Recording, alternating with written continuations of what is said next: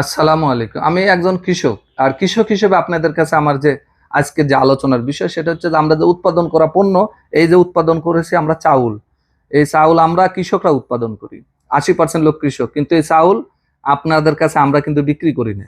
আপনাদের হাতে পৌঁছায় না। পৌঁছায় কার কাছ থেকে? আপনারা কিনেন বড়, বড় কোম্পানির কাছ থেকে। এই যে বড়, বড় কোম্পানির কাছ থেকে এরকম প্যাকেটজাত পণ্য কিনেন।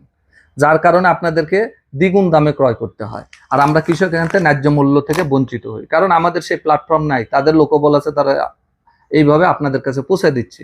তাহলে কৃষকের উৎপাদিত পণ্য একজন ভোক্তার কাছে যেতে ৩ থেকে ৪ হাত বদল হওয়ার পর গান পৌঁছে।